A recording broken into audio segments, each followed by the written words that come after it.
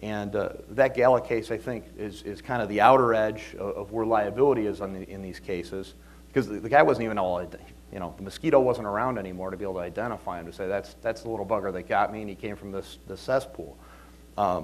So it's very broad. I had mentioned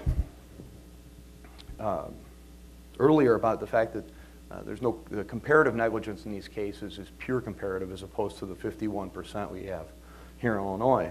But along with that, there is the opportunity to get strict liability against a railroad.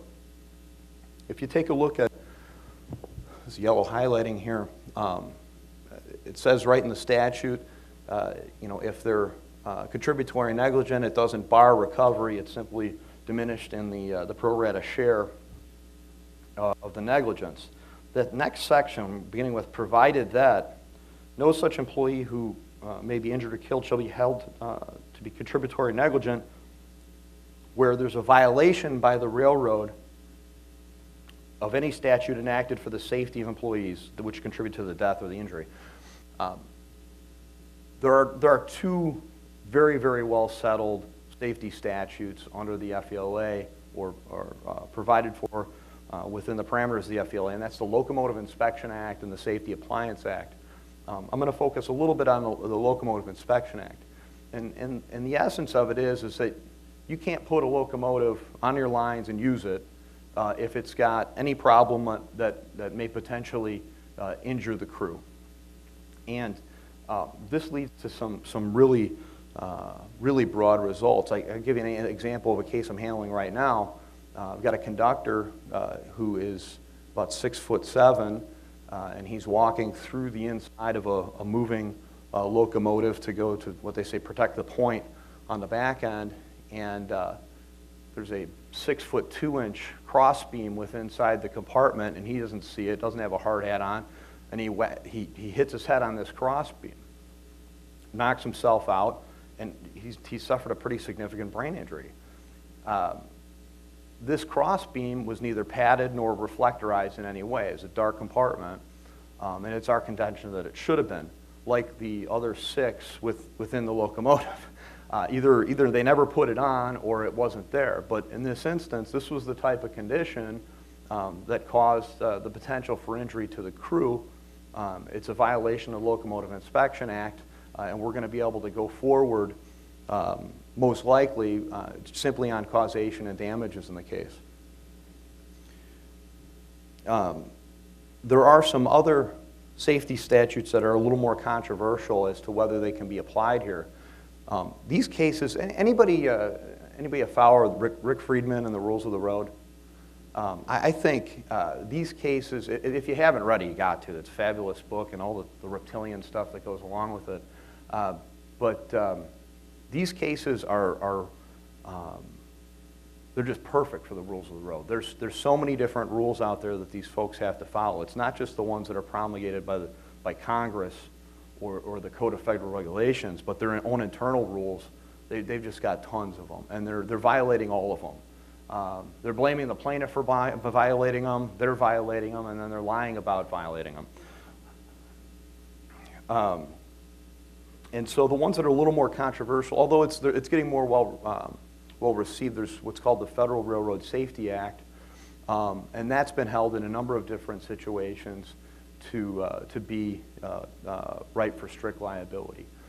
It's a whole section from it's 49 CFR 200 through I believe it's 260, and they cover a bunch of different sections and different rules that the railroad's got to comply with. There's locomotive standards. There's one that I deal with a lot, the passenger car safety standards, and that's related only to commuter rail. And incidentally, this is a little bit outside the scope of the presentation, but if anybody's handling any passenger cases against Metro or Amtrak, and you've got a slip and fall, there's some good stuff in there about what they should, you've got a wonderful 6001 instruction if you got somebody that slipped on somebody's coffee, because the passenger car safety standards, provide that they can't put these things into use unless they've rectified these situations. One of the more interesting parts of the FELA in terms of comparative fault is this notion that there's no assumption of the risk in the FELA, and that's covered under Section 54. The way this plays out at trial has been is rather goofy.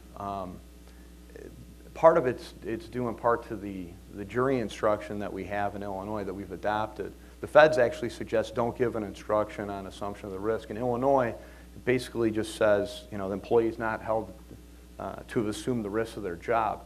And I read that instruction and I just look at it and say, what the hell does that mean? There's no definition of what assumption of the risk is, and so the jury gets this instruction and they just tear it up and flip it out. The key with assumption of the risk is using it to limit the evidence that the defendants are going to be able to get in. They try like hell to mask or to confuse the difference between contributory negligence and assumption of the risk. An example, a case I tried a couple of years ago was a guy that he needed to put a door back on a lavatory, and it was always recognized to be a two-man job. He was assigned to do it, and it was in between runs, so he had a limited amount of time to take this door off and put it back on and do what he needed to do. And he needed a second guy, and he asked his boss 3 times for help. And finally, after the help didn't come and the train had to get out of the yard, he tries to do it by himself, and he ends up tearing up his shoulder, and he actually ended up with a permanent disability because of a lot of the lifting restrictions that he was under. But in that case, we were arguing that that's assumption of the risk. He wasn't doing anything negligent. It was a situation, a condition that the employer created. It wasn't contrib. It was, yeah, I know that I shouldn't be doing this by myself, but there's nothing else I can do. I'm going forward. And Judge Zwick, I like Judge Zwick a lot. She told Matra, she said, you can't argue that he should have refused to do the work. And that was kind of the way that they were pushing it, because that would be assumption of the risk. And so they kind of changed it. And they never used this argument, and nobody testified to this all through discovery. But they switched it around and said, oh, he should have waited. He should have waited for help to come. They created this story mid-trial that help was on its way for Buzz, and it wasn't.